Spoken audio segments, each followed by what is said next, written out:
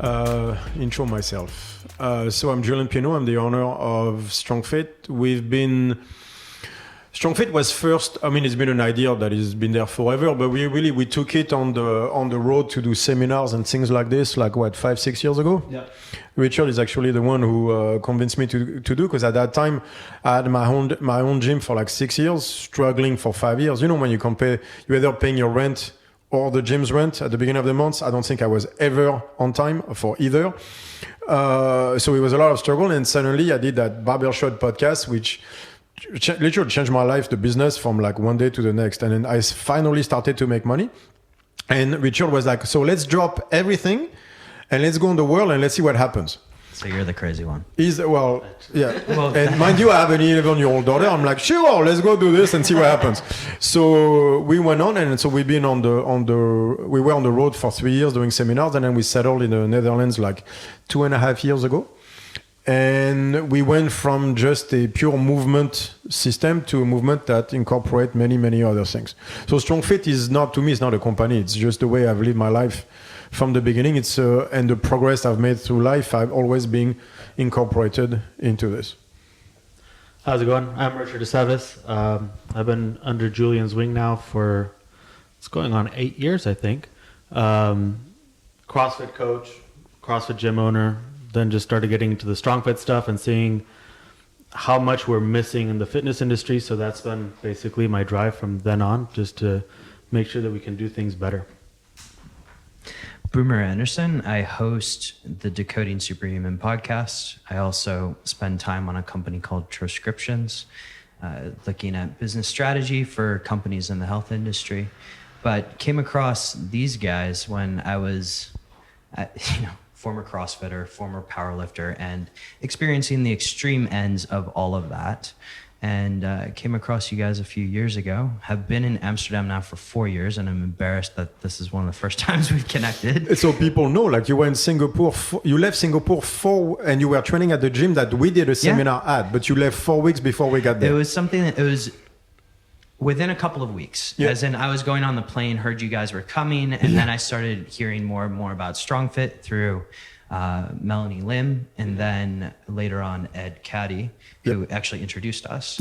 And it's been great to get to know you guys. Hopefully once the weather changes, I'll be able to use some of my barbecue skills from Memphis, Tennessee, and get you guys over there. Yeah, Karl Friston. Oh no, Karl Friston is the man. I want to go to London. Like, you're going with me, right? Yeah. Oh yeah, I want to go to London. Oh yeah. Whenever they fucking open. Yeah. No, I want to go. Like, but the dude, like, people don't understand what he's putting forward. I do think that's actually part of the problem with getting it out there, is because he's not able to translate it to. I think ego is an issue on this, because I've talked to a guy who worked with him directly, and he's a professor in Eindhoven. So the dude is super high, and he said, like, he was in front of Karl Friston and he was like this, like, like in front of, oh my god, like he could barely. Do you want to close the door?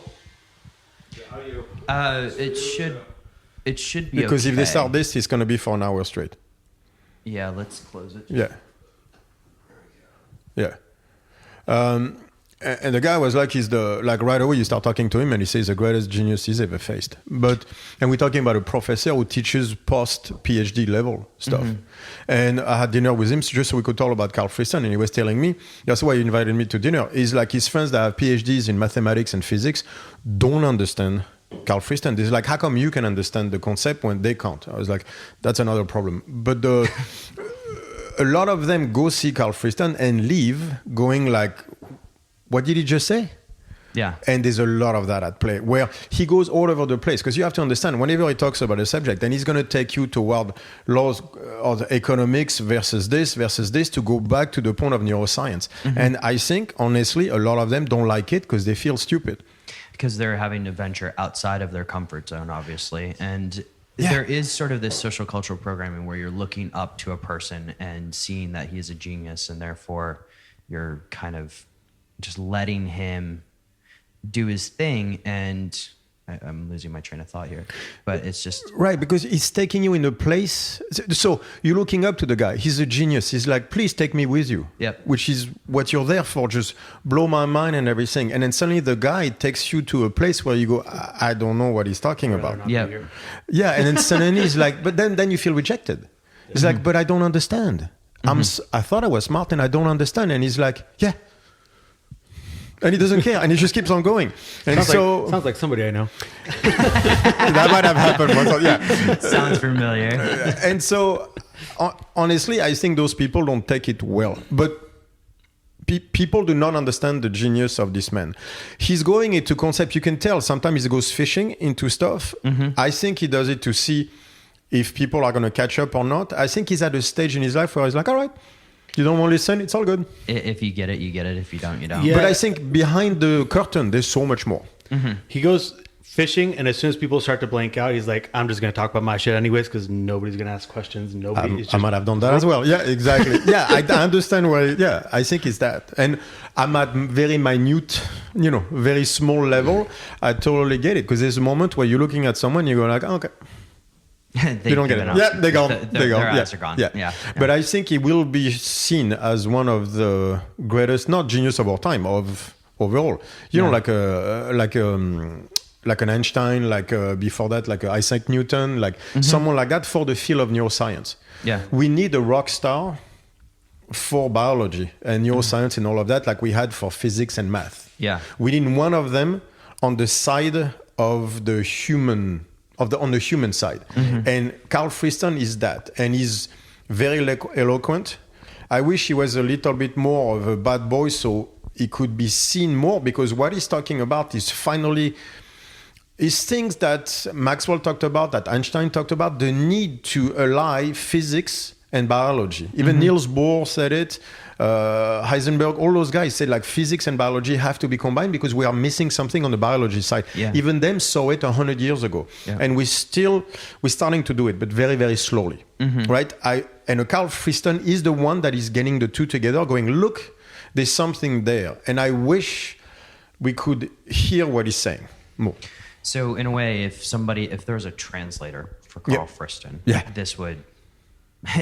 you could actually bridge this gap, right? And so if you could translate it to people that are probably in those disparate fields and see the interrelationships of them, then then the message spreads a lot quicker, right? Right. I think what you would have to do to translate him and say, guys, he's talking about economics, because he starts to go into Goldhar's law, for example, stuff like that. People are going to be... Right. And then he just goes because he knows it. And he thinks you know it. But you don't, because you're a neuroscientist or a mathematician or whatever. And he keeps jumping on stuff. And I know what he's talking about because I happen to study the same stuff. Yeah. But most of the time, I'm like, I know where he's going with this. And I'm sure 90% of people don't even understand. He's just referring to... What he's doing is he's referring to other concepts of other disciplines to kind of show that this is not just neuroscience. It's a life concept. Yeah. That you can see the proof of what he's saying into other parts, which is very important to prove what you're saying. Like if I give you a principle out of sociological science, if that's a science, out of training, and then have economics and physics, then you would go, okay, I have a founding principle there. I have something I can rely on because he works not for one thing, but for different things. Because if he only works for training, but he doesn't apply to biology, you'd be like, all right, that's... You know what I mean? Like, that's not a true principle, right? So that he does that a lot. But by doing that, though, he's talking to people that are hyper specialists. They do not know outside of their field. Like, there's a guy who was talking about, they were wrong about cancer and DNA. That most likely, it's not that. Paul Davis, an entire book on that. And he was like, well, I guess I have to study the Krebs cycle now. Like, the dude is 80. I spent his entire life studying cancer, and now he's going into glycolysis with the Krebs cycle. And I'm like, what do you mean you need to study the Krebs cycle? But that's how hyper specialized people are now. Yeah. But as a result, do you think this is Karl Friston trying to translate it to the masses, his method of trying to translate it to the masses, because he's able to relate it to all of these disparate fields? He's just hoping that one of these times where he throws it out to people, it clicks. No, it's his mind. Okay. This is what I do. I'm right, but this is here. Let me give you the truth. It's Moses coming down the mountain. Here are the 10 commandments. And I'll break them down on your head, but either he's not, I think he's just speaks what he thinks is the truth, because at the same time, his mind goes 10, 20 times past. Yeah. Once you've seen God in the bush, and you have these commandments, you go like, guys, either you do it or you don't, but it's not up to me anymore. Like, I'm just going to go back and talk to God. I think he's more like that, where his mind is toward, I think and I believe he's advancing humankind at a very fast rate on this. And all he's doing is allowing us to see the truth in the back as he moves forward. And I think his mindset is that, like, his work is too important to be lost on trying to convince hyper specialists that get their ego bruised because they don't understand him. Right. That's what I think. Now, should we intro this thing? Yeah. By the way, Karl Friston. Pre-intro. I like talking about Karl Friston, man. Yeah, we could jump right into Karl Friston. I mean, we can intro it, or I can record the intro separately. Go intro it. No, that way all people will know too. So. All right, so we've got Julien and Richard here from StrongFit. First, rather than me intro this, I would love to just start with the idea of burn the questions, because it's a phrase that I heard several years ago. I told you, like, I came across you guys when I was living in Singapore. Yep. Right. Where the hell did burn the questions come from? It's from Heidegger, who was not a Nazi. He was a Nazi sympathizer in 1930, before they started burning people. Anyway, long story. No, because people get it wrong. Like, he renounced that later on. What he was saying is that when someone was asking what the goal was, philosophy based, he was like, the point is to burn the questions. And I was doing the Barbell Shred podcast, episode 190 or 191.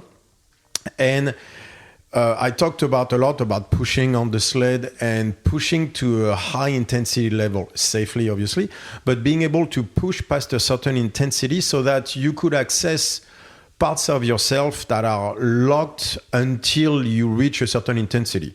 Welcome to Western society and the soft life that we live. We all got soft. And to go to certain places within you, you're going to have to push there. You're going to have to go there. And what's going to block you from going there is usually you talking to yourself. I shouldn't be doing that. Like, is that safe? Should I be doing this? Of course. Right, exactly. It's all the world. Right, welcome to the default network. And the procrastinating, and then you're around the sandbag, you're around the sled, going like, I should go, but then you start talking to yourself, and now it's been 2 minutes, and you're still not pushing the sled, and you start to wonder why. Today, right?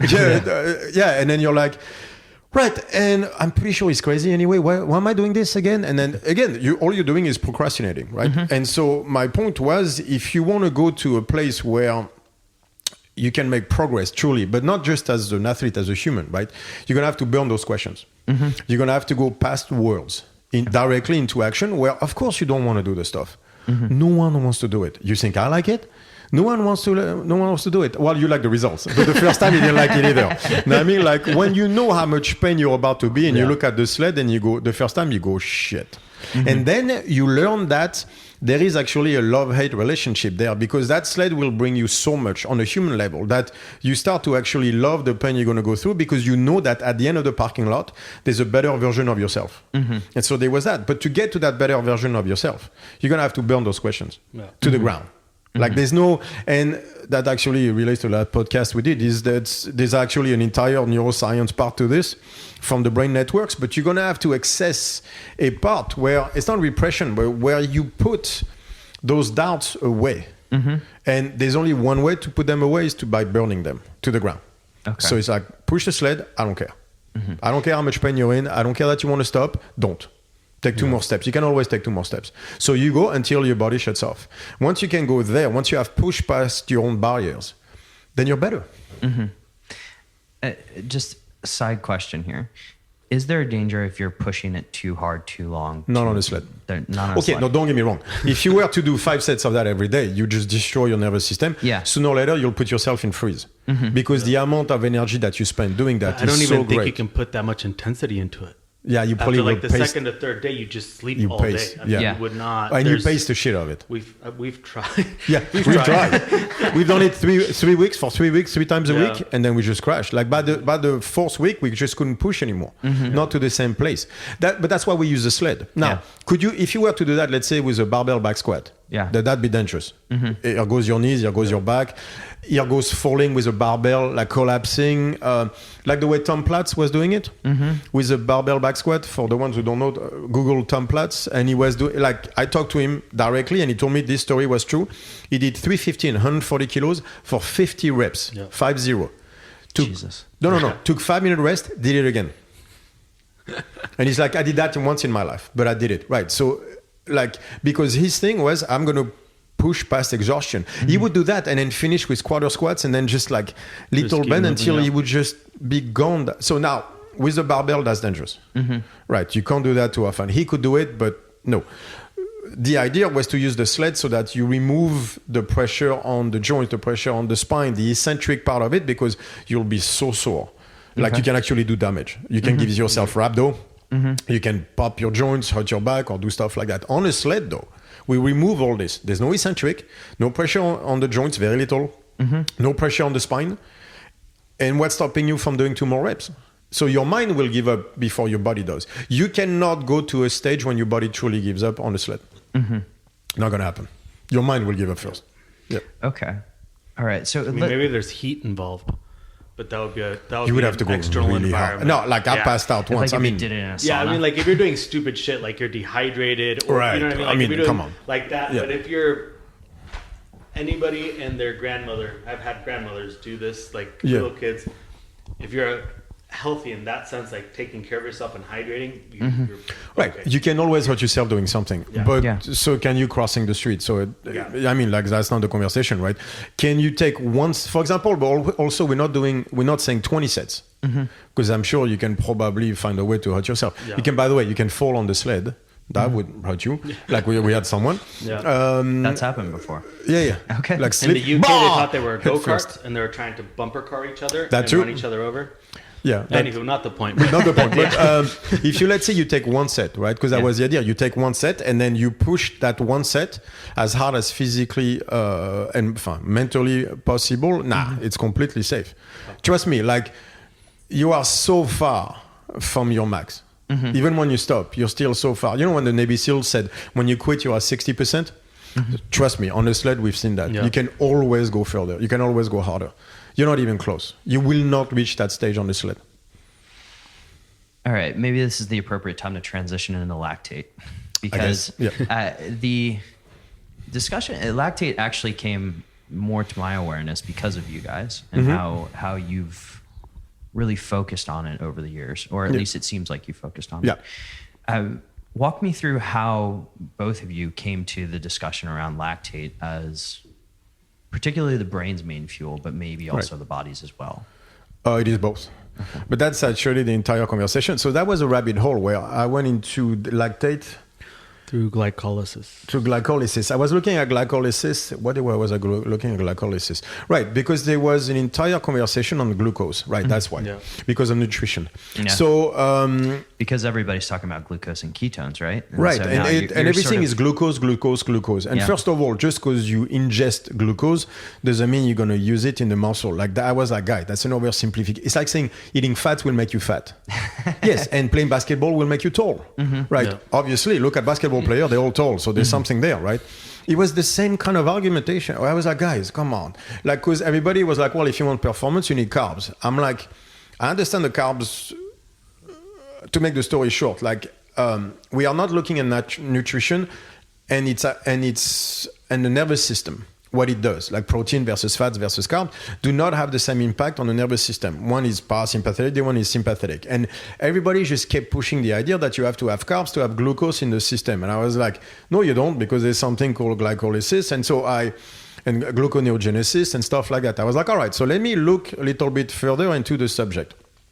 And I started to go into that, and then we have Wim, who trains a lot of marathon runners and endurance athletes, who had an entire thing on lactate and its importance toward lactate as a fuel and things like this, which I don't like to study like the pure biology, because I don't like to memorize things. Yeah. I'm much more of a conceptual intelligence person, right? Outside of I memorize through seeing the shit 1,000 times, but I don't like to do like the testing school memorization type of thing. So I was like, okay. And then I start to go into it. Okay, so lactate as a fuel.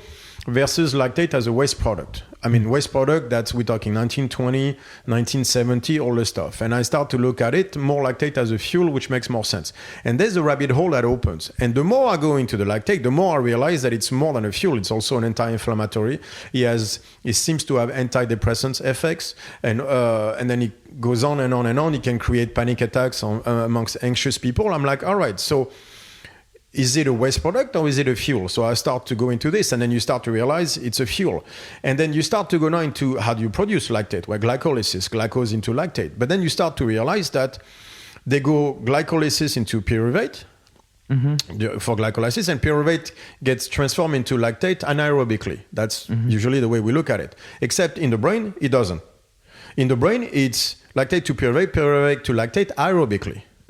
And then you start to go through Brooks, like the lactate shuttle theory. You start to go further and further and further. And then at the end, you see during glycolysis, and that's going to make everybody scream, is that it's not lactate to pyruvate.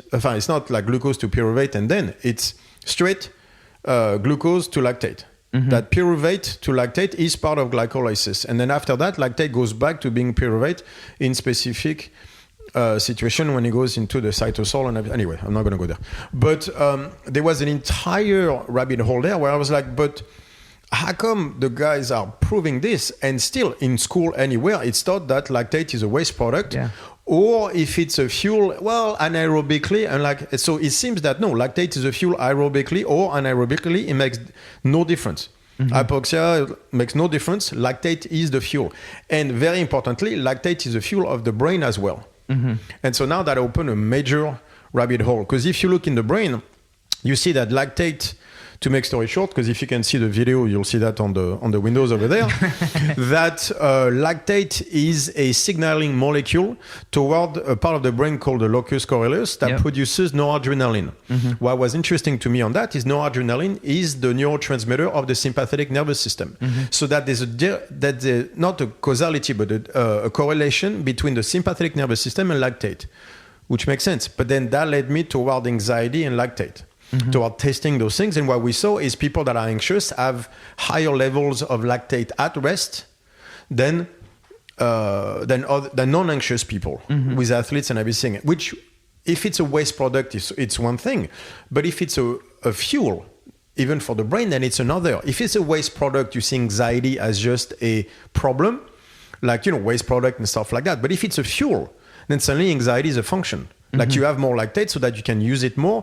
Anxiety is just a step on the sympathetic nervous system trying to lead you to fight or take action toward whatever that is creating that state. So seeing lactate correctly changes even the idea of anxiety completely. So anxiety in this case then could be seen as the underutilization of lactate, but also means that do you have more, I guess, looking at a physics term here, resting potential for brain use. Exactly. Okay. Right, it would be that. So anxiety would be a function, not a disease, like they're trying to put it like that. And anxiety has a negative connotation, but if you look, you have anxiety when you go see you have a movie that you want to go see. You feel excited, but technically it's not that far from anxiety. You know what the difference is? One you want to see, the other one you don't, right? There are situations in life you don't want to deal with. That's where anxiety, you have the pit in the stomach, but that's because you don't want to do that versus wanting. So it's not the physiological part that makes it non-enjoyable. It's how you look at it. And that's going to come into play in a major way for anxiety and stuff like that. But so anxiety would be just a elevated state to allow you to fight whatever the hell is stressing you out. A function of the sympathetic nervous system. So if we're reframing anxiety, then we're looking at new ways of dealing with it, right? Exactly, that's the point. And so you're looking at a new way of dealing with anxiety, and of course we're going to be talking about movement here in a second.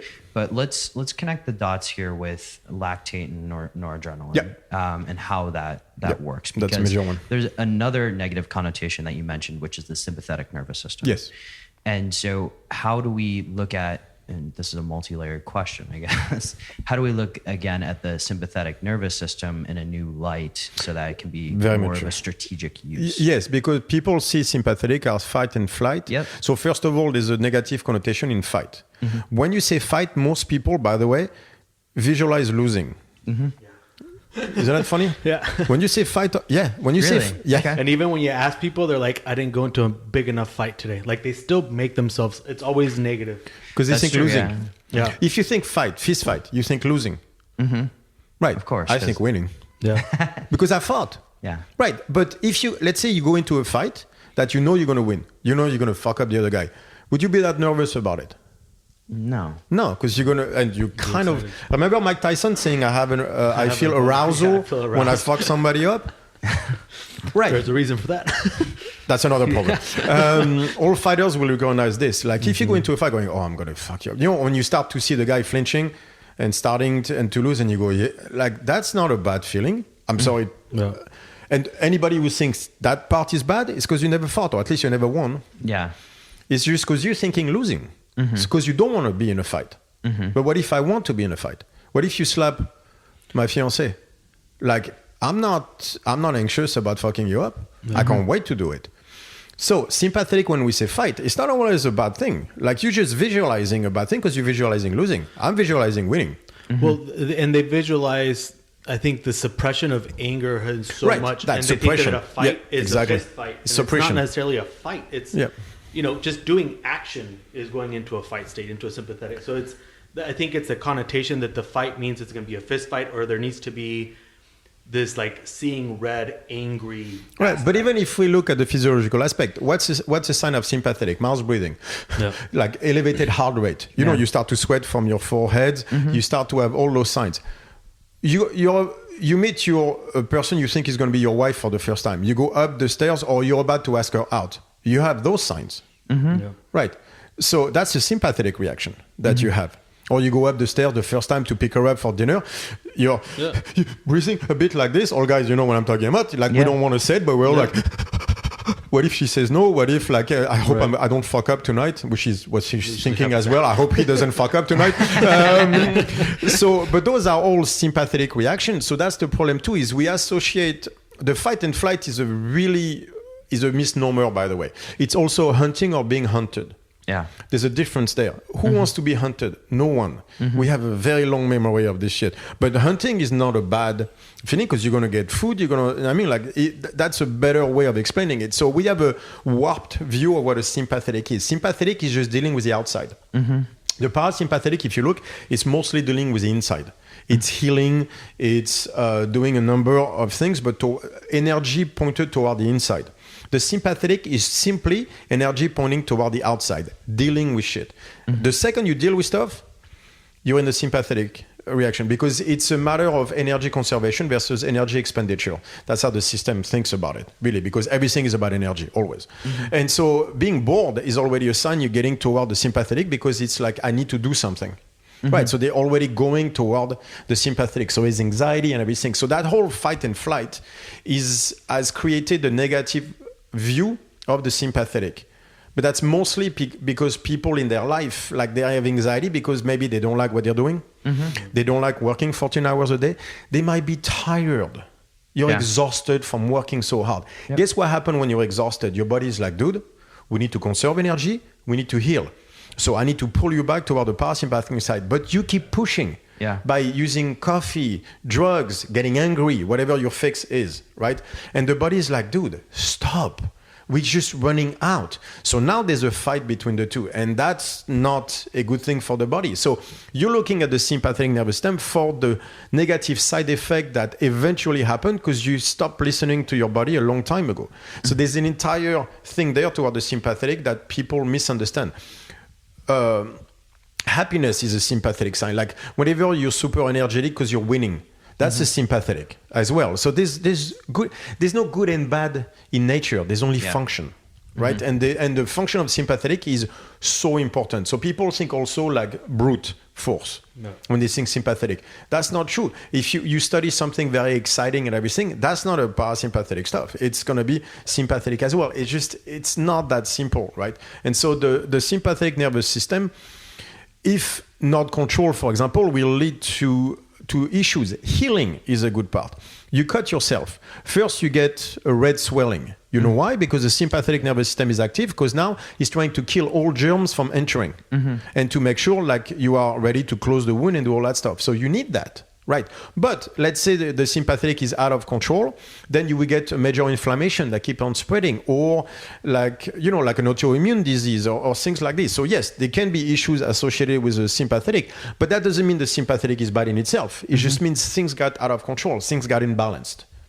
It happens the same way on the parasympathetic as well. Like if you start to spend only energy in, eventually you're incapable of being in contact with the outside. That's depression.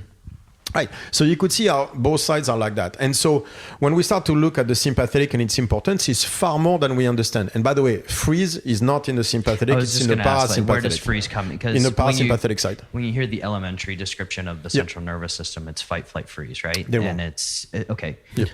Talk about freeze. Freeze is actually, Dr. Porges, the one that came up with HRV and all that stuff, had what is something called a Polyvagal Theory, which he was showing that the freeze mode actually comes from the dorsal vagus nerve. It's on the parasympathetic side. It's our ultimate and oldest form of defense, which is playing dead, which is shutting off. So if you push the sympathetic to the point where conservation of energy is necessary, because now physically we're at risk, then it will shut you off naturally and put you into the freeze, which is a parasympathetic side, is toward the dorsal vagus nerve.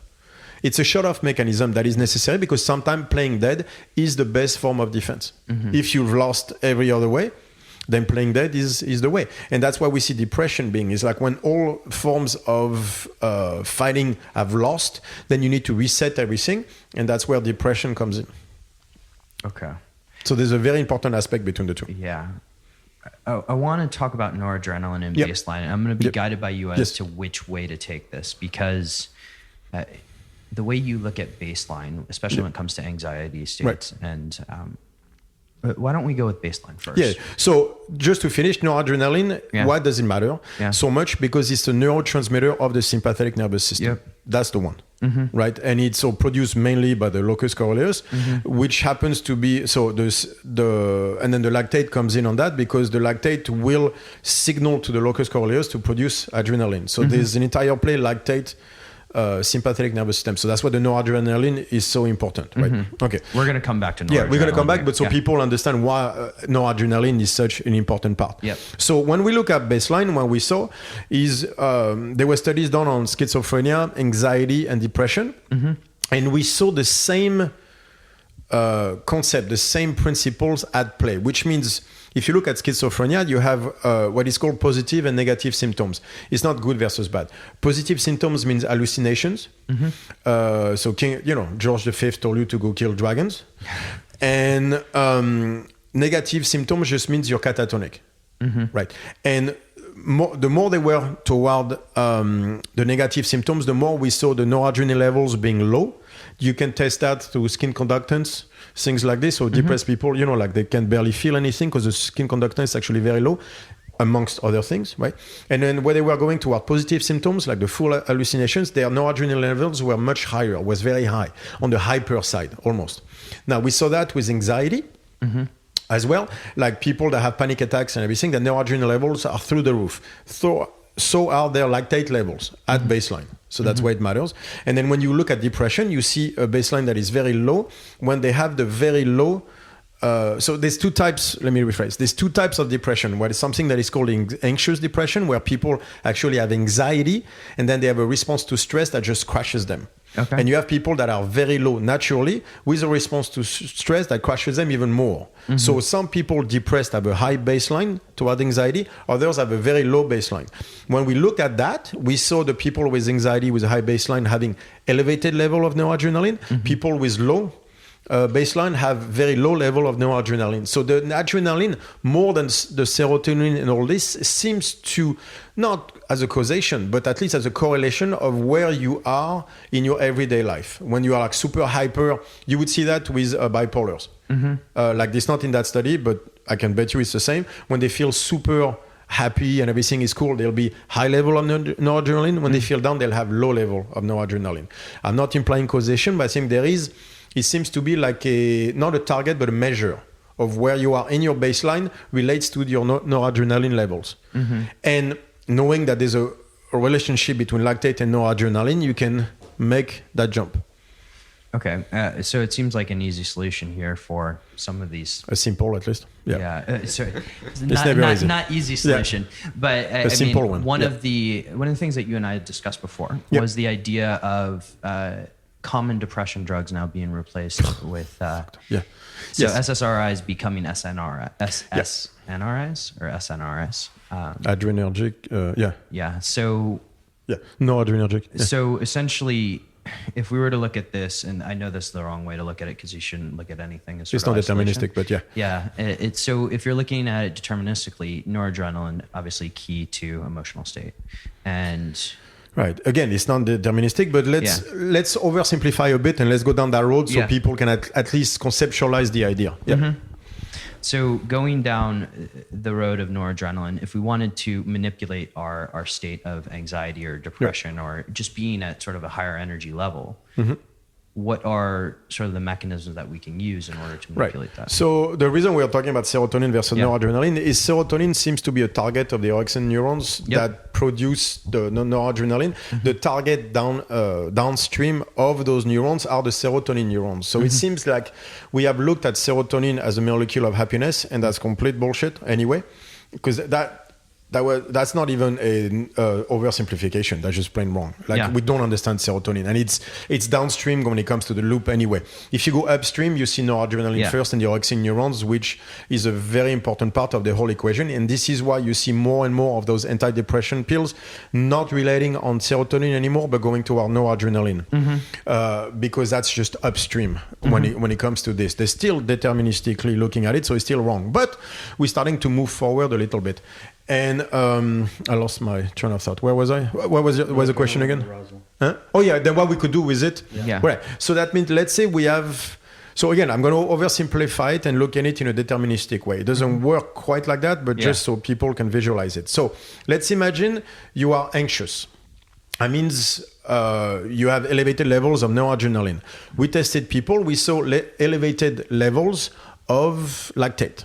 We've seen that. We tested it. Like I even did the test with Yaya, remember? We had the seminar. I test my blood levels of lactate and I'm at 1.0 millimoles, right? I have a small fight about my daughter because she doesn't want to do the testing and I'm getting pissed as usual. I'm not as patient as I should be as a father. Within like 45 seconds, it was crazy how fast it was. And then we tested. And then, by the way, so I get pissed, right? I let myself cool down. I test, I'm at 3.0.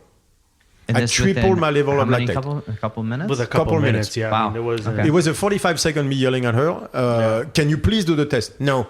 Richard said he doesn't like needles. I'm like, but you're not Richard. I don't like needles. Yeah, he doesn't like needles. Because he didn't want to do the test. He's like, you're not poking me with this. I'm like, that's Richard. You're not, can you? Because I wanted to know as a test. And of course, so anyway, that last a minute, I call myself down and I'm like, oh, let me do the test again. So literally within 4 minutes max of each other, I'm at 3.0 after the stuff. Because there's a fight I didn't want versus a fight I want. There's a level there as well.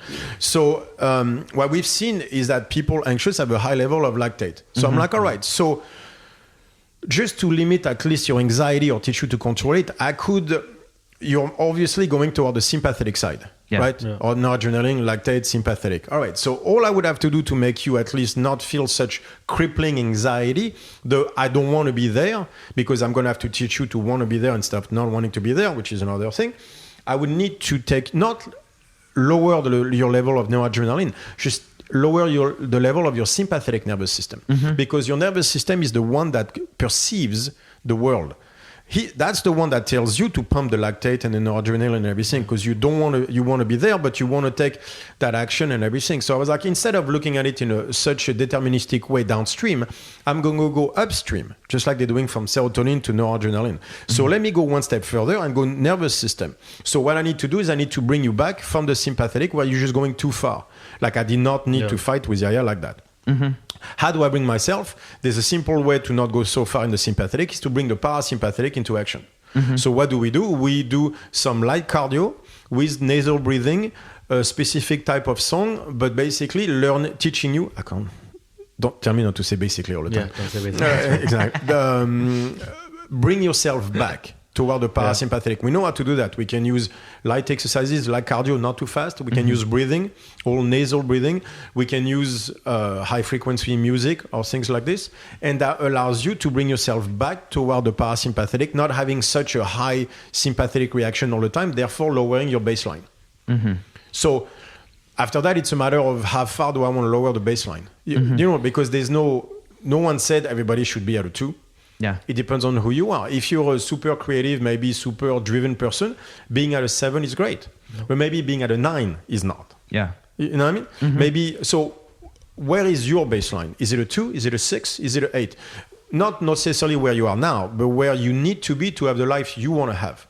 Okay, so this involves, I'm imagining, a lot of questions and conversations with the client or whoever you're talking to, because like you said, a person's baseline could be a 2, a 7. It really depends on the life that they want to live. And where they are now. So for example, maybe your baseline should be a 5, but you're at 7. Yeah. Okay, so how do I bring you back to 5? I could use that, the nasal breathing, all that stuff. But maybe you're at a 3 and you need to be a 5. So now you need to go up, not down. So you need more sympathetic, not less.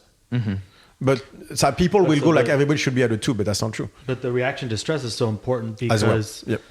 I mean, you see when you see it in like the extremes. I always bring up the Avicii documentary. When you see this guy having panic attacks, where it's literally just a symptom of heart rate starts to elevate, and the whole system goes, "This is not good. I'm going to have a panic attack." And he goes, and you see everybody around him going, "Just calm down, dude." And you're like, "Well, that's you know what I mean? Like, there's something that could have been done to avoid that." And so I think paying attention to the reaction to stress, and understanding that there is no protocol or boxes to check, but being able to understand, like we did the assessment yesterday with you, being able to understand where you are and understanding that, hey, you know what, you're doing all this work. I can't crash you for the next 3 days, even though it might be what you need, but you don't have 3 days to stay crashed. So what we need to do is we need to slowly build that reaction to stress until I can get you to a point where you can tolerate that outside stressor coming in, that load coming in, right? And so it's all about, basically finding the levels of lactate and you said basically. Oh, now you made it stick with me. No, it's in your head. See, I got you exactly. But so that it allows me to see how much I can push a person. Yeah. Right. So on the human aspect, you can see the reaction to stress, and now being able to understand what needs to be done in order to bring the lactate levels up or down. That's the second part of the equation. Is the reaction to stress. So you have two sides to this, which is where the pills always fail. You have a baseline. Just real quick, Julien. So baseline, if we refer, is baseline stress level. Is that how it's your not stress level, because again they're going to look at it from a negative perspective. It's your baseline activity level. Like mentally, like how hyped do you want to be? You want to be a 2, a 5, a 7, 9 you can't maintain. Let's say from 1 to 10. Like 0, you're probably down. 10, it's a panic attack. Right. So you have the baseline of that. But do you need to be like kind of on all day? Or are you more like a chill person? For example, I need to be on all day. I want to study. I want to do stuff. I always want to be borderline aggressive. Rich is always chill. He likes to be chill. He's like, I don't care. I love myself. I like, life is good all the time. I'm like, that's great. I need to fucking fuck shit up almost all day. Not at night, but during the day, that's how I like to live. But that's not, we both function just well like that. It's just he has his own baseline and I have my baseline. So first you need to establish that. And now comes what Richard is talking about, which is a reaction to stress. So now, let's say I'm at a 7 all day. Right. Let's say 10 is panic attack. If my reaction to stress is a +3, then every time there's a stress, I'm going to have a panic attack. So that means that for me to be at a 7 all day, I need to have a reaction to stress that is a +1. So I'm going to have to train myself not to overreact to any stress in life. Otherwise, it's going to be panic attack left and right. Now, Richard, if he's at the 2 all day, he can have a reaction to stress that is a +3. He doesn't care. So all he's going to do is kind of make him feel a little bit more lively. Going like, okay, I need to do work. So his reaction to stress and my reaction to stress have to be different. So we train that differently. But there's also the reaction to stress that crashes you, that goes the other way, which means some people, they are at a baseline of 7, or let's say they're a baseline of 9. But every time they have a stress, they actually shut down. They lower the noradrenaline levels, the sympathetic goes down. That means they're at a -3. If I have a baseline of 9, which means I'm borderline panic attack all day, anytime there's a stress, I end up at a 6. I'm going to think, oh, this is great. I should be more stressed because I feel better. So now you're going to sabotage your life and make everything you do so that you're stressed out all the time because you feel better. Because you have a horrible reaction to stress where you're supposed to be a +1, not a -3. So imagine if you're in the depressed state. Look, you're already at a -1 as a baseline and you have a -3 reaction to stress. Then every time something happens, you go in your cocoon and you just can't leave your house. And that's when we see. But if you're at a -1, which is always, but you have a reaction to stress that is a +5, which is bad, but it puts you at a +4, you feel better. So now you're going to look for stress in order to take yourself out of your depression all day. So the whole exercise is to have a baseline where you are at your most functional and a reaction to stress where you are at your most functional. Where we see problems is people that have a dysfunctional baseline and a dysfunctional reaction to stress, but they counteract each other where they end up in a good place. Because then how do you know how to deal with that? Is that where I would guess people could become addicted to that feeling? Exactly. 100%. 100%. You try to calm people down naturally, like just doing like what he said, the high frequency music, slow cardio, nasal breathing only. And they're like, it doesn't work. And I was like, what do you mean it doesn't work? They're like, well, I was trying to do 6-minute mile pace. And I'm like, where did you even get? He's like, well, that's the point, isn't it? To try and stay at 120 beats per minute on the heart rate as fast as you can. And I was like, no, the point is just to go listen to music. And just to go listen to your own thoughts. This is why you told me yesterday not to look at my bike with all the gadgets and measures exactly. on it. But so like, that's the thing is people can't be with their own thoughts. So they sabotage it nonstop. We had people at a seminar, we had someone saying, is it safe to do what we call Disney December? Yep. So 30 to 40 minutes of cardio. With the Disney princesses songs, we call that Disney December for that, right? Why? Because it's high frequency. It's up and down with very high frequency pitches, which brings safety. Well, especially with that voice, the way it is, the point is to promote safety. You do that with pure nasal breathing to stay on the parasympathetic side, just fast enough that you're not bored, but you don't go toward conflicting thoughts either. Like so that you don't have a sympathetic reaction, but you push. So we push the parasympathetic as high as we can do. Right? That allows you to be alone in your head, but not bored, in a good place for 30 minutes, which is an extremely important skill. So you can be alone with yourself, with your own thought, but without having intrusive thought patterns. Not what laundry do I need to do, what do you need to do tomorrow, or stuff like that. Right? So normally a very calming meditation type exercise, just an active, we call it active meditation, because you're doing something physically, because I need to bring the levels of lactate down. That's what the exercise is for. So you use the lactate that you keep pumping. Because lactate is a fuel. So I'm going to calm you down mentally and physically by doing this, bringing you at a good baseline where you're in sync with your body. The heart becoming a huge part of all of this. Like, that's another podcast. But there's a point to this that is very specific to Disney December. HRV will go up. There's a very, very specific measurable effect with Disney December to reach peace in a way. Right. We had someone at a seminar asking, is it safe to do Disney December? I was safe. I was like, we must not be talking about the same thing. And he's like, no, I'm not kidding. I had 2 people doing Disney December who got so violent, they broke their phone by the end of it. Why? I'm going to get to that. And so I'm like, what do you mean got violent? They go like, they got in a murderous rage out of Disney December. I'm like, you got a murderous rage listening to Let It Go. And Moana. I was like, there's no song better than Let It Go. Give me a break. Like even Eddie Weber, from Pearl Jam, sang it in his concert and everything. It's a good song. That's fantastic. Exactly. I still love it. And the guy got in a murderous rage. Why? Because, and I said, let me guess. Cops are military. And guys were both. Ex-military turning into cops. They cannot bring the sympathetic system down. They cannot be alone in their thoughts, that's one, and they cannot bring the sympathetic system down. When they do that, relaxation hurts. But it's the entire sympathetic system, we're not going there. And then so they kept fighting it, and every time I try to bring them down, the sympathetic wants to go further the other way.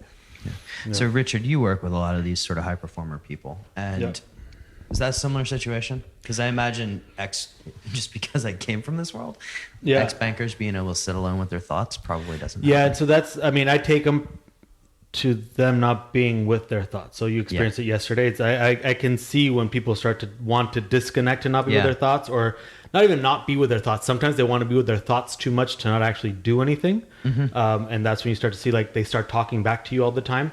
So I'm just looking for different signs of the body to see if you're actually being present with yourself, or if you're just starting to kind of endure being there and just totally zone out. That's usually because you're starting to touch very sensitive things happening in your body and your brain, right? So it's learning to understand who that person is. And maybe they can't take an entire 45 minutes. What if we just start with 5? What if we just start with 10? And then, you slowly start to you start building it up. And it's, the one thing that Julien always says is, it's not good enough to not hate yourself. We need to learn to love ourselves again. And sometimes it takes time, because when you're with, when you've been in finance and you've dealt with probably the most assholeish people you could probably ever think of, and the moral scale starts to shift a little bit, and the disconnect from yourself just starts to go to just external validations. You can't expect 10 years, 15 years, 1 year of that to be fixed in one session or in a month or in a 6-week program. And the 14-hour a day days. Yeah, and the coffee amount and the whatever pills. And the cocaine that comes in. And you know what I mean? Like all that stuff starts to have a buildup. And so you can't expect that fix to happen overnight. Like if you're talking military, like I've talked to some of those guys, and the amount of shit they've seen and have to have gone through, you can't expect that person to listen to Moana and then be like, all right, I'm happy, right? There's going to be a lot that needs to come through, and that should be our job as coaches, is being able to understand that part of it, because then we can do so much to disrupt that PTSD world. It's just all medications to disconnect more. Sorry. No. Go there. But before he goes there, we're going to go right back. But before I go there, there's something called cardiac coherence, where your heart doesn't just pump. It's a rhythm. Yeah. Like a monotone for piano. It's a rhythm that gets there, and we can measure it. It's in hertz. It's 0.1 hertz. When it gets to a specific wave-like, sine wave-like pattern and everything, it brings every other organs that are based on that rhythm in sync. And then it's the resonant frequency. Yeah, like the whole body gets into resonance. Like it's been measured. It's crazy stuff everywhere. But that comes from cardiac coherence. So that means that it's stabilizing the heart in a specific pattern. And that's what the point of Disney December to a degree is. But and that all we do is to get to cardiac coherence when the body is in sync. Everything. But when you get there, everything gets in sync. You open doors, and as Richard was just saying, that doesn't mean you're ready to open those doors. That's the problem, though. Everybody says, I want that. You might not like what you see. And remember, like when you push your body 14 hours a day and you take the coffee and you take the stuff, what do you always take? Uppers. What is cocaine? What is all this? It's uppers. Everybody is going on uppers. I don't care if you're taking meth, if you're taking coffee, it's uppers. Right? That has a major effect on your heart. Your heart beats a lot faster. And then you're addicted to the sympathetic, to the stress, that's why people are assholes also, because it's a sympathetic fix. It's like that continuous fighting everybody. Your heart is constantly being pounded. You do that for 10 years. And now I'm trying to bring you back. The whole stem is like, what the fuck are you doing? You can't just jump into cardiac coherence like that, even though that's the goal. And then that's what Richard is talking about, is bringing people, that idea is simple of cardiac coherence. Getting them there, that's what the magic is. Takes a little more work. Right, but that's what you saw, right? Even with your military guys, suddenly telling them to go there. Okay, but what if it opens the doors? Okay, well, that doesn't mean you're going to like what you see, though. That's not what we promise. By the way. And what if they have a deployment coming up? Do you want to be opening up those doors and then having them have to deal with that shit while they're on deployment, and now they don't want to go do the job they're supposed to be doing? Well, they have to shoot someone. When there's, or it's them getting shot? Yeah, it's them getting shot. Then at that point, it's like, okay, so then I can't have you connect. I have a firefighter as well, and I was like, if you're still active and you're doing all this stuff, the connection, you want to have the connection there, but you also need to have that disconnect, because you do need to go straight to doing your thing. And there's a reason that I'm not an EMT or a firefighter or a cop. You're going to see shit that people should not be seeing. It traumatizes you, right? And so that part of it, there does need to be a disconnect. There needs to be a balance, right? So that's where you need to work with each person, because there are, whenever I have clients that are like, no, I'm a very normal, and I'm like, you're the most fucked up one, aren't you? You know what I mean? If you say like, that, I can yeah. see it, and they're like, well, and then they start talking about certain things, but you like, I can always tell, right? And you always like, okay, so that's where I can see where their baseline is, their reaction. I know exactly how much I'm going to be able to push, versus I have people that will come and they'll tell me every single trauma, even like their sprained finger, and you're like, you're going to be one of those. So those are the ones that you can really kind of rev a little bit more. But so you start to pay attention to those patterns. But yeah, but that's the key. So when you have someone, do you start with a reaction to stress, or do you start with a baseline? That's a good question. That's a very good question. And that's where Richard is in. Yeah. Is that he'll have to see, and that's what we're trying to teach, is he'll have to see if the reaction to stress is the issue or if the baseline is the issue. Yeah. Again, like that's just because you end up at a 6, like once you train, does not mean you're getting there the right way. Yeah. Maybe you're getting there from the wrong baseline and the wrong reaction to stress. What we need is a right baseline and the right reaction to stress. And that's, so which one do we start with? How long does that take? Those are all very good questions and very hard to answer. And that's where the magic of Richard doing what he does comes in. Is he'll know which one of the two he should start with and how far do I go? Because if you go from a 9 baseline to a 3, your whole life is going to come crashing down. Well, let's talk about yesterday. We can certainly talk about yesterday. Before we do that, how many people actually know what level of baseline do they want to be in? Nobody. Because that's an like issue. Myself, I have, like, I can talk about this. Like, I have a certain perception of where I'd want to be, like be switched on quite for most of the day, right? Right. And then be able to sleep at night. But how many people actually know and have the self-perception that are able to connect that? I think when I work with clients, I feel like they always move the goalpost once I get them where they want Totally. to be. Yeah. And it's always more about just having the conversation, like being able to have the conversation and having the clear expectation for them understanding that they have no fucking clue where they are. Yeah. And what I mean by they have no fucking clue where they are, it's not a bad thing. It's almost always a split identity. They want to be here because of the super ego, if you will. Yep. This is where my people, my client, my community thinks I am. This is where I need to be performing. And then their true self, that it is like, but dude, this is what I really want. Like I have that a lot with gym owners and everything that are like, I need to perform and be this visualization of what it is, but I don't enjoy it. I don't want to be that. And then they have a really hard time splitting. So I always tell people, I will allow you to see the truest you. What you decide to do with it is going to be up to you, right? Mm-hmm. So you say you want to be here because you have all these tasks at hand and you're having these projects and work and life and everything. And then your true is going like, yeah, bro, but I just kind of want to go chill at the beach for a little bit and, you know, just not have so much fucking pressure of having to be this persona. Mm-hmm. So where is it that we can meet somewhere in the middle? I'm not saying I need to totally... But I will show you your truest form of you, and you get to decide that. That's not up to me. But that's it, by the way, that's the entire concept of base everything. of psychoanalysis. The superego versus the id. Freud is the first one to bring. It's not the first one, but he brought that up and make a career out of that. Right? Is you versus the pressures of society. Where do you stay? That's a very hard question, and one each has to answer. And this will change over time. By the way.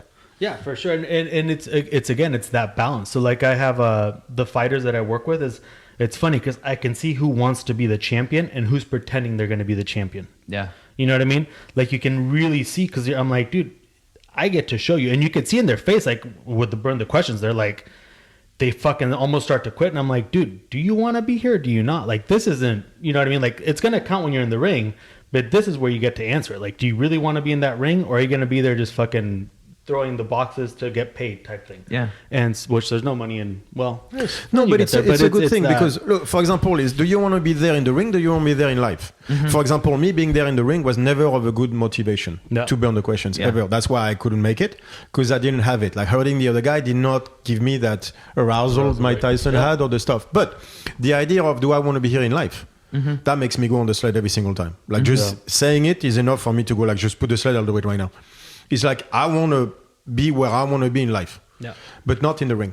I didn't have it in the ring, so I'm not a good fighter. Yeah, I can be very technical, but I'm not a good fighter because I don't have it. But for life, fuck yeah. Yeah. So that's that question, right? Because if he's at a high end level, about to get his black belt, has been doing jiu-jitsu for so long, you have that question where you're like, do I want?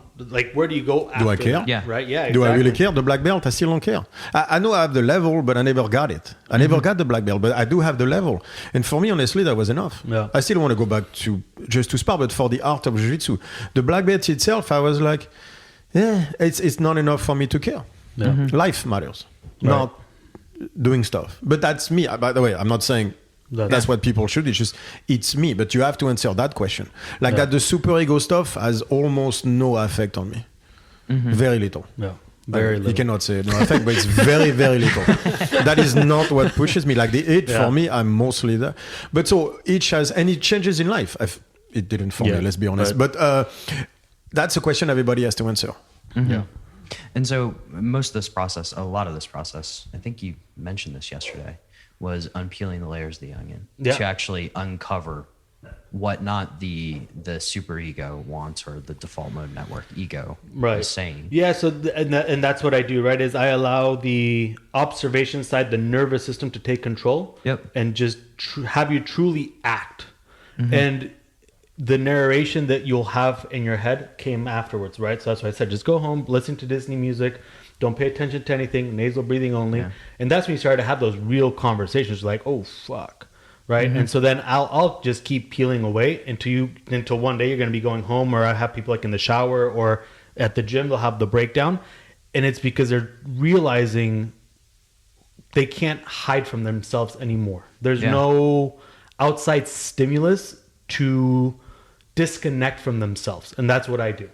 Is I force you to connect with who you truly are, without any bullshit.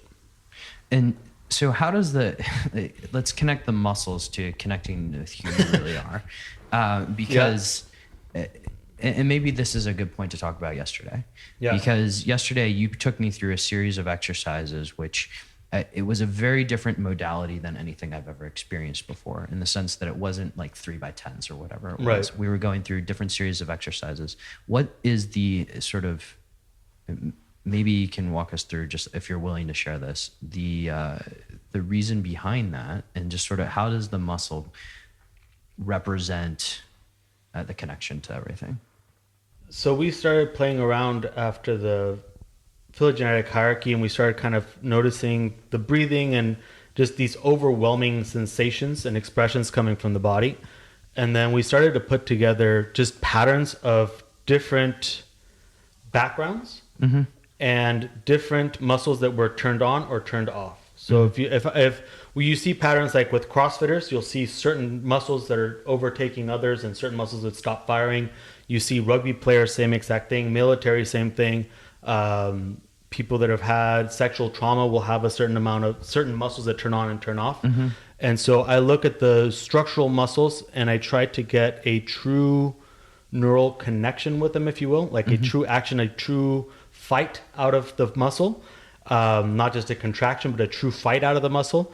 And I started to notice that you have what would be like behavioral conditioning almost happening with the muscles. And so that's basically what I do, is I see people in a different lens. And as I start to look at them and I start to work with them, I see them as to what they I see them for the truest selves that wants to come out, and things that may be blocking that from happening. And so I just start to work with certain muscles that are very efferent in nature, that you need to force them to act. And I start going at it that way.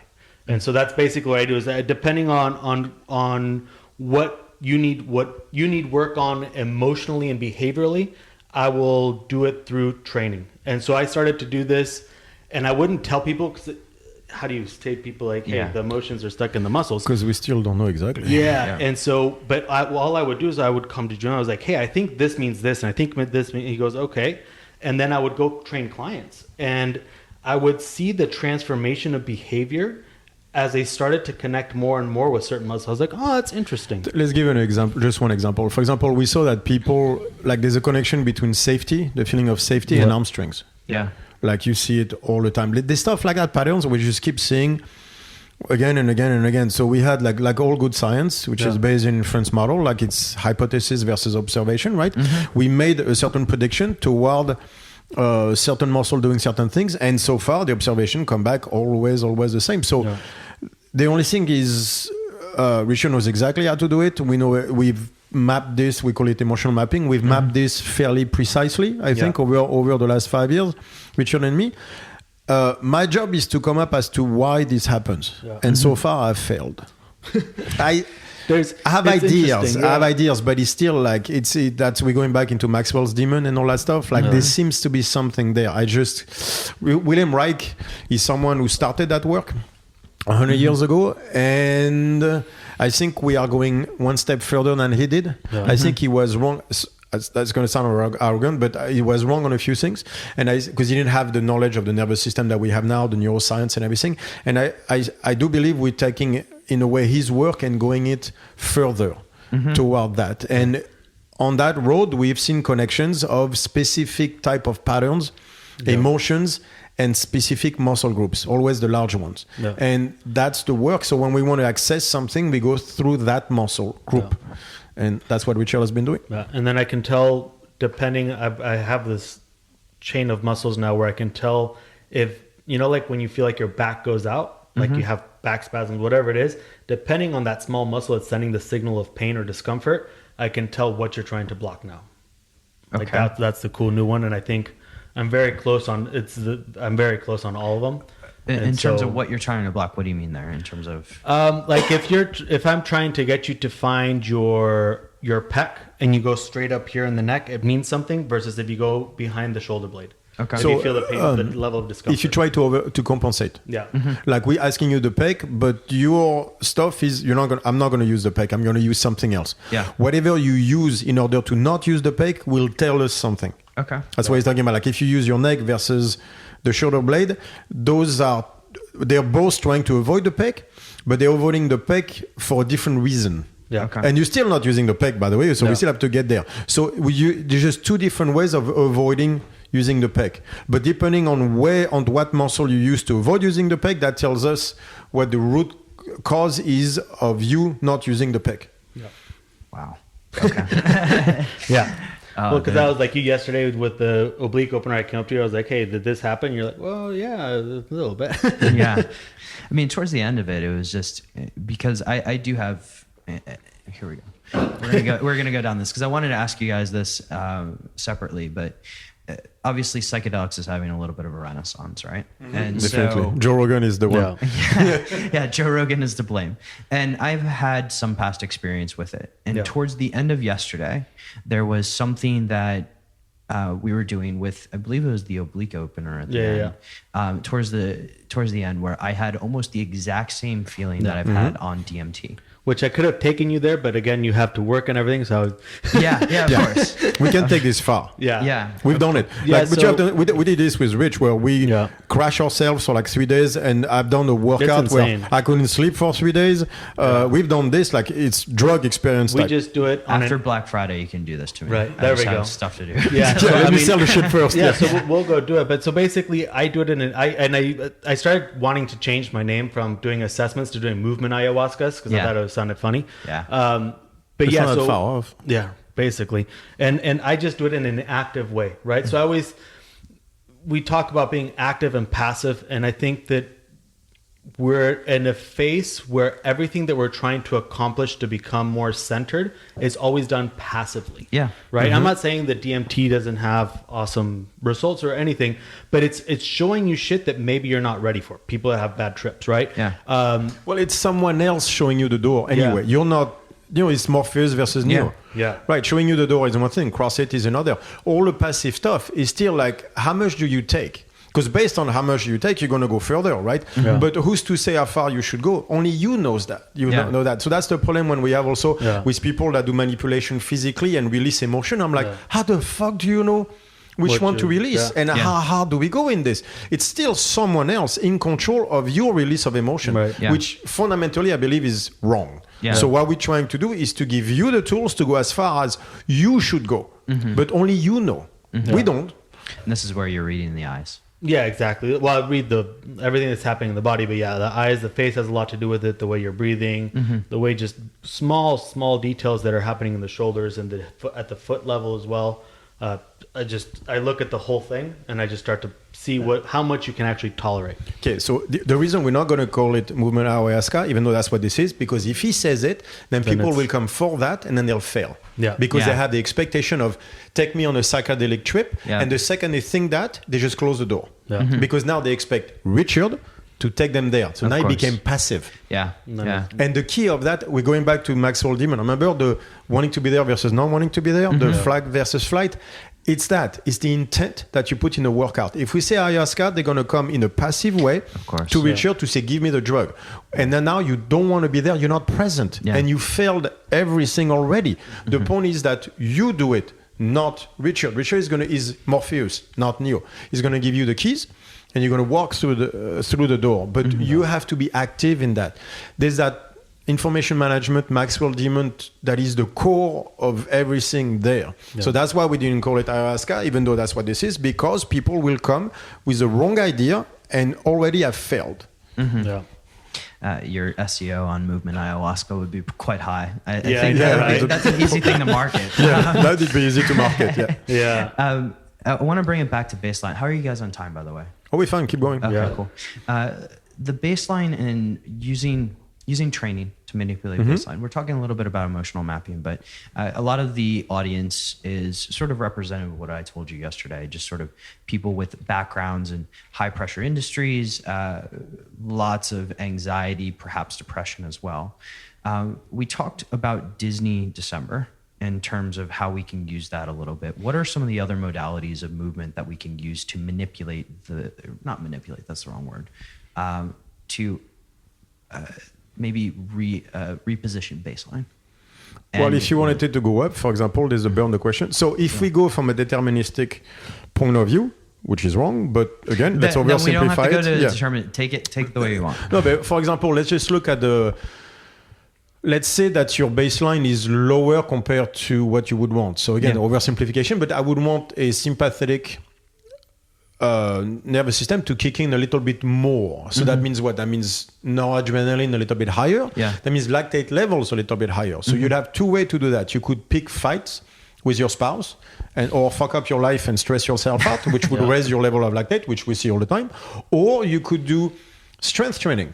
So I don't want to go into too much technical stuff, but for example, lactate is not just enough to produce lactate. Lactate has to be carried to the right place. It has to be, like, for example, if you produce a lot of lactate physically, past a certain level, it will be actually brought to the brain as fuel. Normally, the brain uses the astrocytes, use the glucose through the astrocyte to produce its own lactate. But if you have a certain level of lactate in the body, it can cross the blood-brain barrier to feed the brain directly. Right. Yeah. But it's not that simple. To get the lactate to the brain, I need what is called an MCT, which is a transporter of lactate. Yeah. It turns out that for the brain, you need the 1 or the 4. The 4 is only produced in a type 2X muscle fiber, so the explosive muscle fiber. So if I want that lactate to get to the brain, I need to produce the lactate through explosive training. Otherwise, you won't have the MCTs that you need to carry it to the brain, which means it will just sit in the body and not go where it needs to be, which is another problem in itself. So, you know what I mean? It's never that simple. Yeah. And so that means that in order to raise your baseline, I need to get you to get stronger. Explosively, but not just run faster. You need to get stronger. And exposure therapy comes in as well from a psychological perspective and even physiological. But the point is, to raise the baseline, I need you to get stronger, more explosive. Just get strong. Right. So what do we see in your world of high performers? They all addicted to cardio. Yeah. You know why? Because cardio is a type 1 muscle fiber. Type 1 muscle fiber absorbs lactate, do not produce it. Type 2 muscle fibers produce it. Type 1 consumes it. So if I have a high level of anxiety all the time because I'm tired, because I don't like what I do or whatever, I have a shitty life, I produce lactate. A way to feel better, to lower, not the reaction to stress, but my baseline would be to do cardio. It would make me feel better. Right. But then you're not producing the lactate that you need for the brain to perform at its best. So now you're stuck because you keep trying to consume lactate, but you need the lactate in the brain. But the only way you're going to get it there is by doing strength.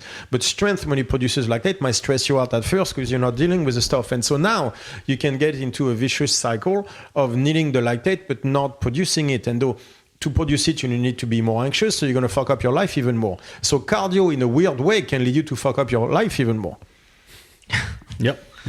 And we see it in long distance runners, where literally I've seen some, like instead of getting strong, they will start to sabotage themselves. And one of the reasons would be the need for lactate, which would make sense if you understand the correlation. So there are different ways to create lactate. Let's do it with strength. It's going to turn out a lot better for you. So strength, but you're also assessing like their environment, right? Because the Always. environment that they, Yeah, of course. The people that you interact with, your family members, et cetera, are going to, I mean, as you highlighted with your daughter, influence your lactate levels. And so this is where looking at it reductionist is pretty stupid. Of course. Yeah. That's why the pills kill me.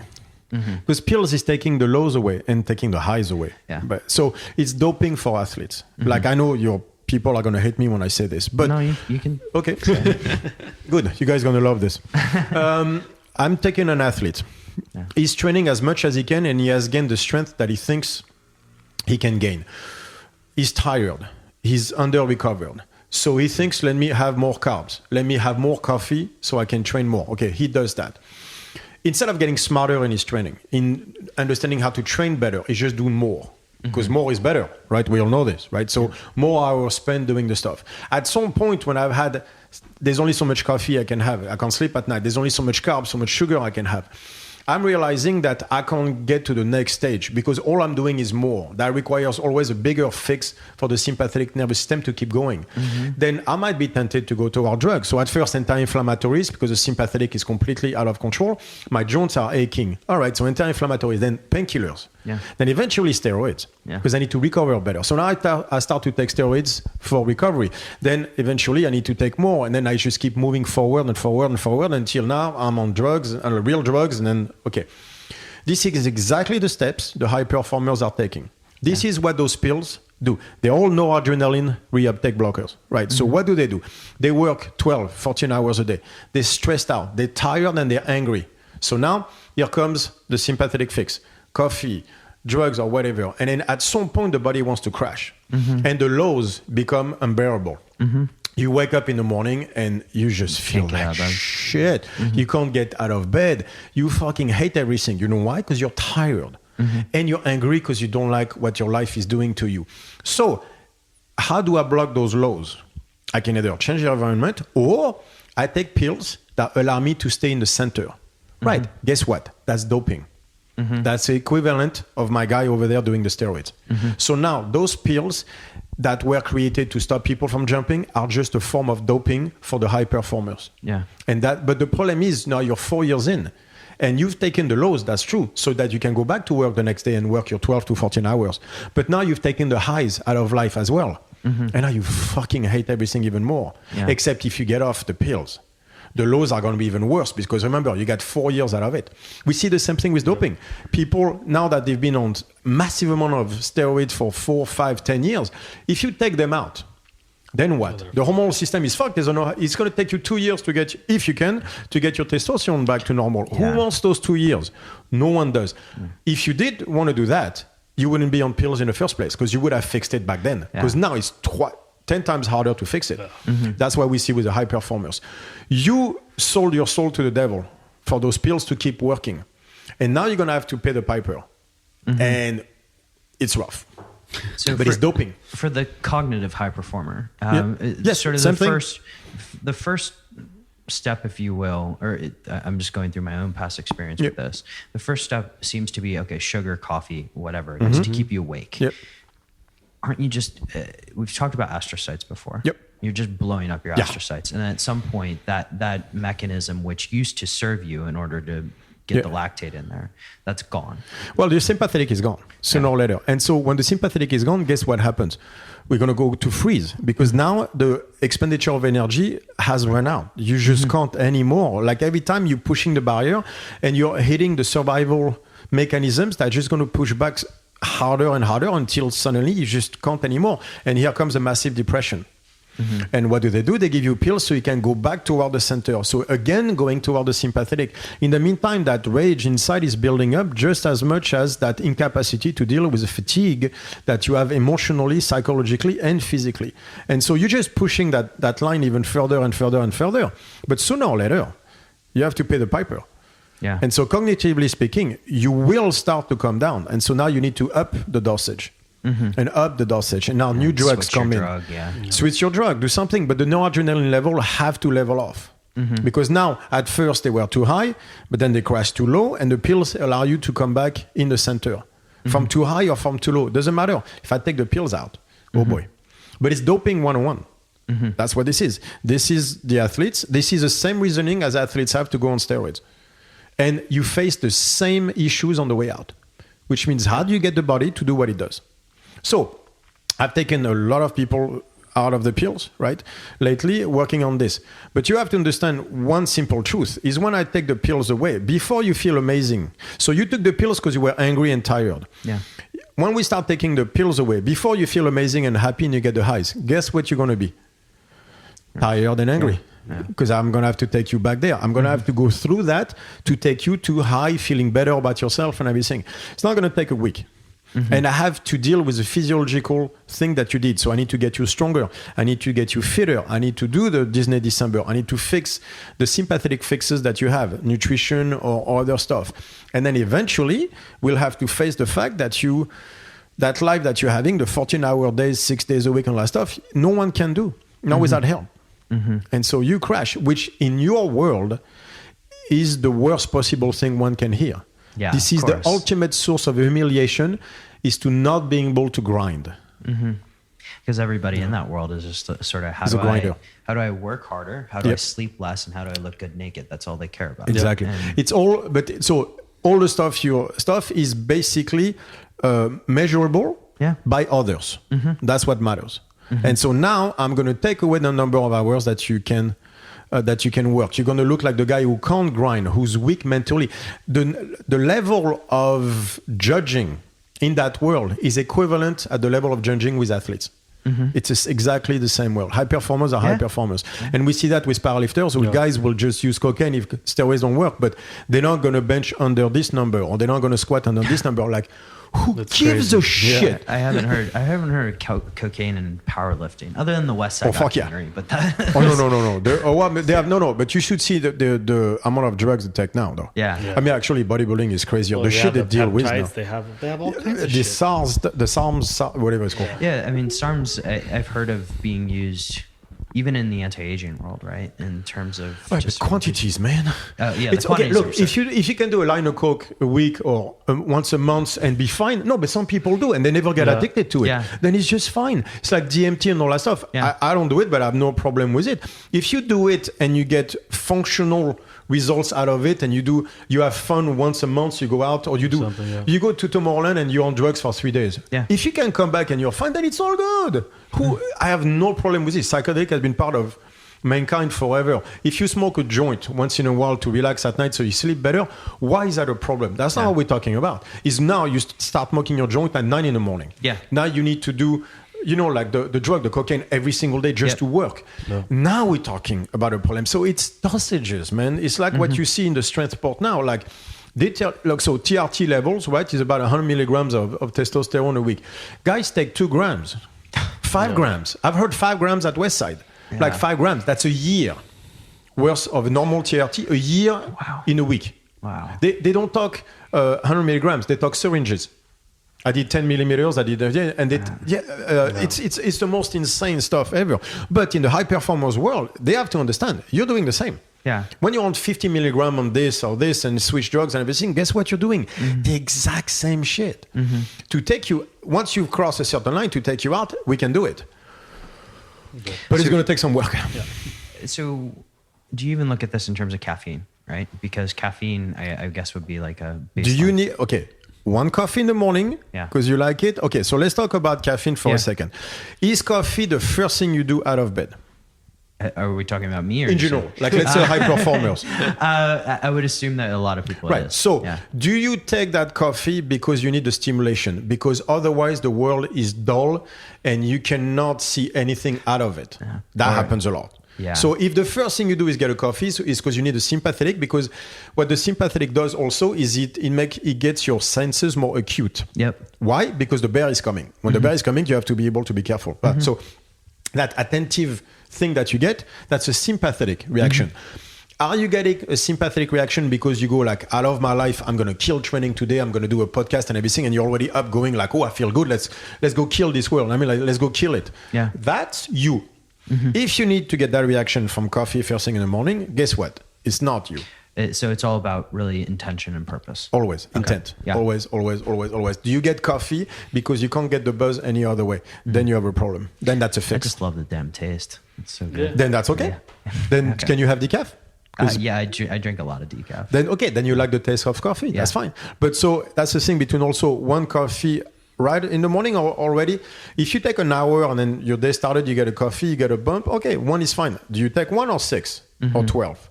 Yeah. Or are you soda, sugar? Like it's always the same, man. Like you have to know the difference when it's a fix or just a pleasure. It's something you enjoy. That's awesome. Go. When it becomes a fix, you have to be able to look in the mirror and go like, all right, like what am I doing this for? I mean, because I enjoy the taste or because I need that to just go through my day. Then it's an entire different conversation because now you're going down a specific path. Yeah. You're not listening to your body, basically, which always comes down to. So before I move into really what will become sort of final 4 rapid fire questions, I want to hear what's the future of StrongFit, because you guys are really evolving. Ever evolving. Yeah, because you guys are really pushing. Like I enjoy everything that you put out, and you're really anything from. We didn't even get into the protocol, but it's really pushing new boundaries, and I enjoy that. What's the future look like? I think the future will be redefining the way people look at fitness and movement as a whole, about allowing people that are passionate about helping others being able to come in the forefront and truly being able to make the next evolution of training.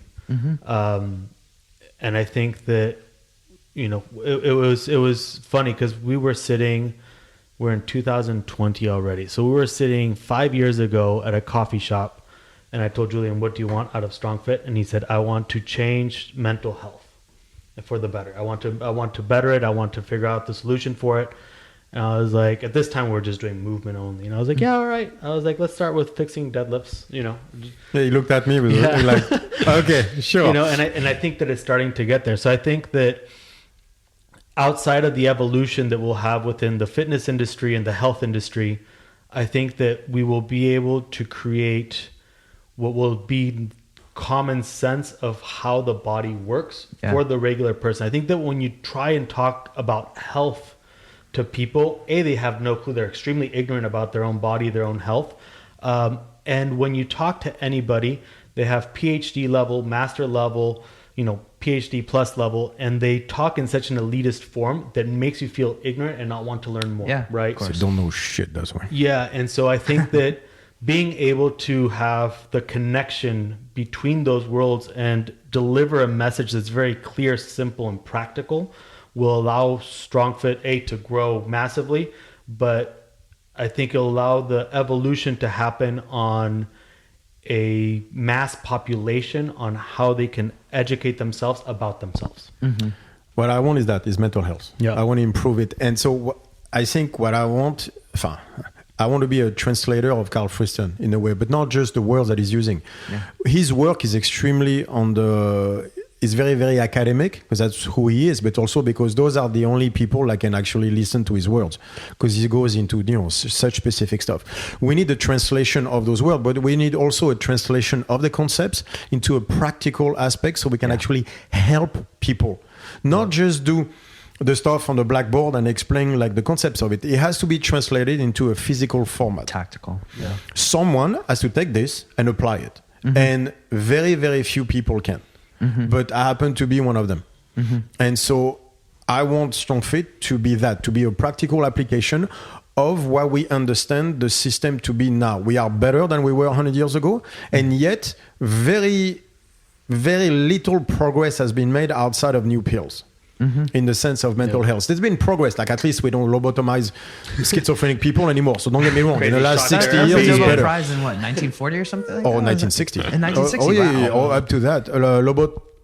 Lobotomization always. Remember, what's called flew over the cuckoo's nest with Jack Nicholson? Yeah. They lobotomized him at the end. And it's like what? 60s, at least, if not 70s. They're still doing it in some Eastern European countries. Or some Eastern state in the US, you mean? Like,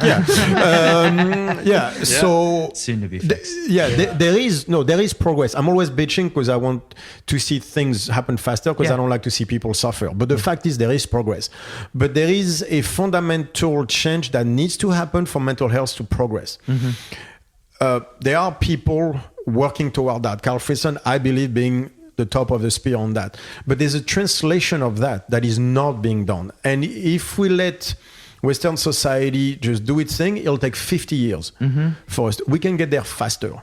And I think I'm happen to be one of the few who can get it to a practical application a lot faster. And the problem also with that side, the medical side, is they will not use movement as a therapy. They don't know movement themselves. They're a bunch of fucking nerds. I'm a nerd, so that's why I can say it. I'm the biggest nerd you've met. But I'm also on the other side of the movement side. And you see that when you look at a lot of studies, they do not understand movement. They do not use movement. Most of the studies are done on a bicycle. They don't understand the importance of strength training, of different modalities of training.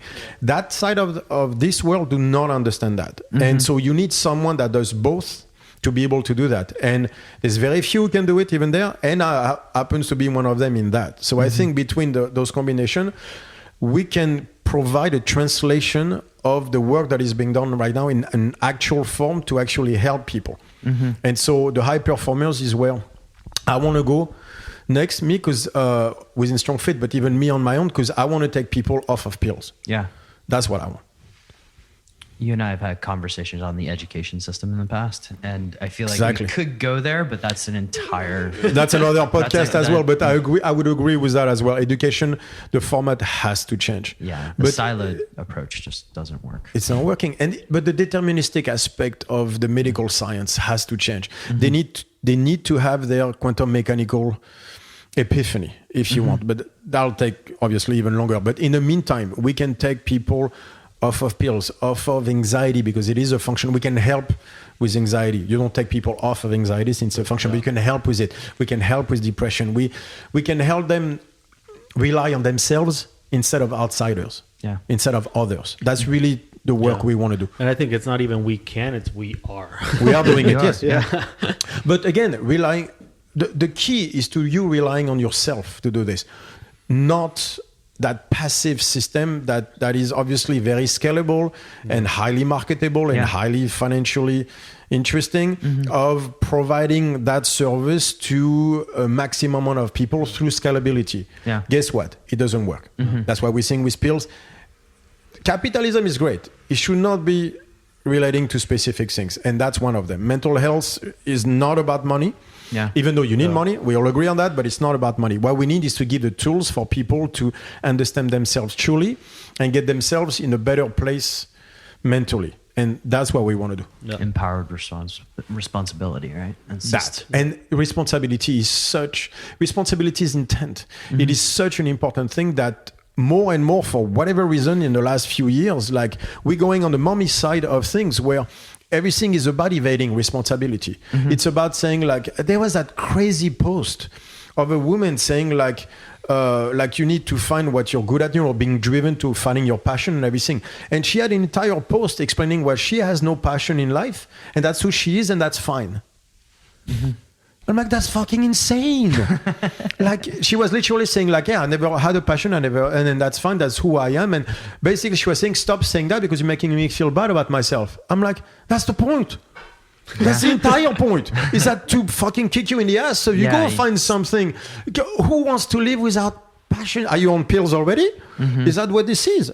And I bet you that's what this is. Yeah. But like, this is what kills me about too, is the world is drifting toward that responsibility almost like it's a Western capitalist value. Right. And I'm like, are you guys insane? Like, to me, this is insanity. So, and if we go that route of responsibility, then it's more pills.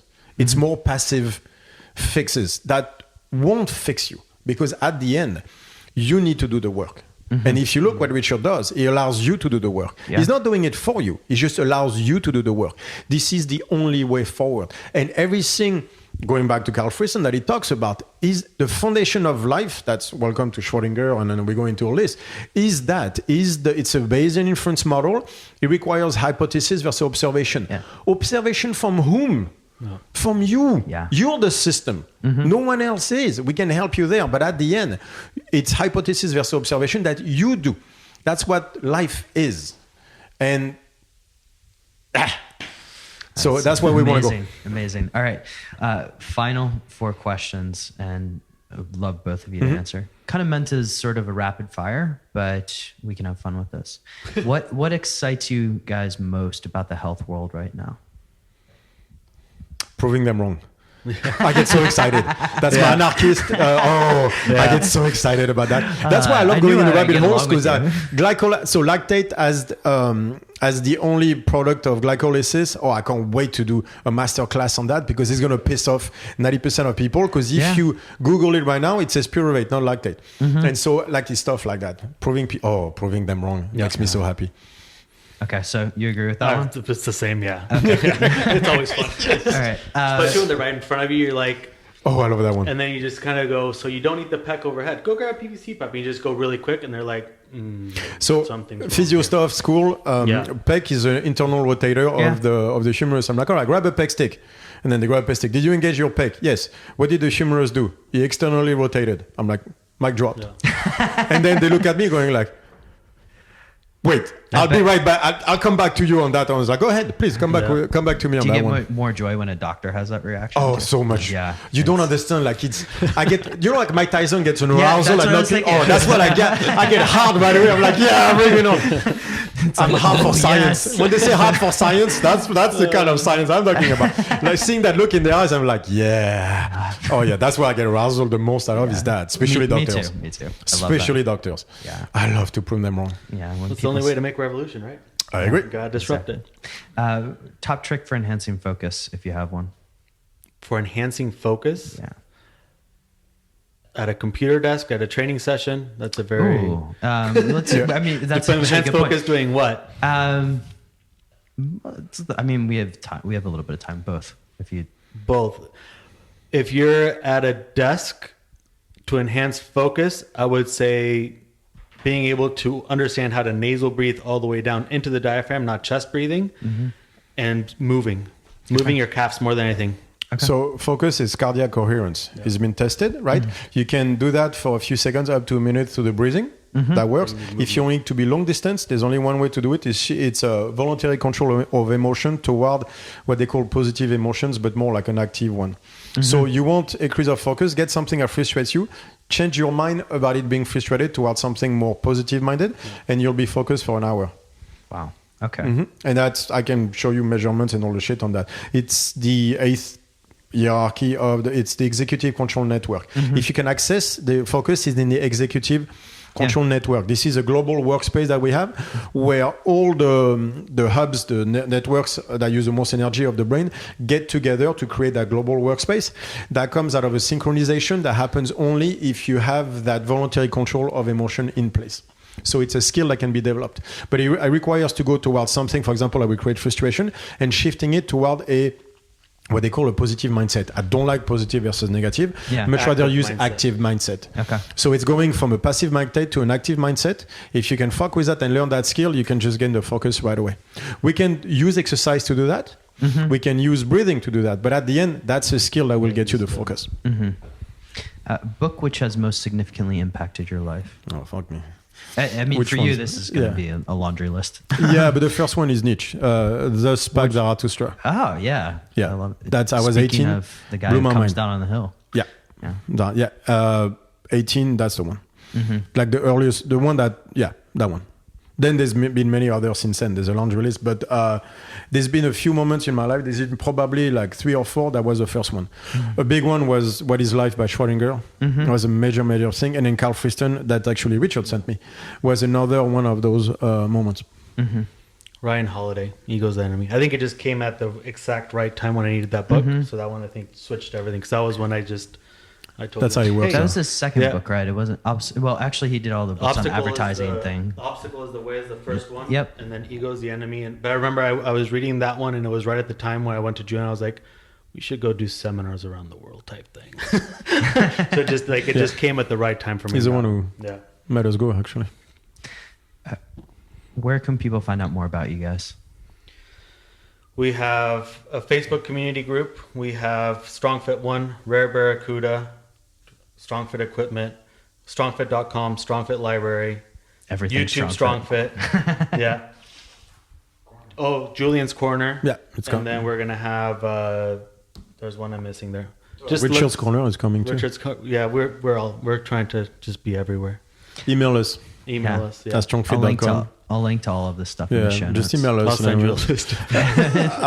Again, like it's it pretty depends. easy to find with Google. Yeah, exactly. And depend also what you're looking for, though. Like I only answer the people that I find interesting in their quests in life. Let's put it this way. Gentlemen, this has been an absolute pleasure.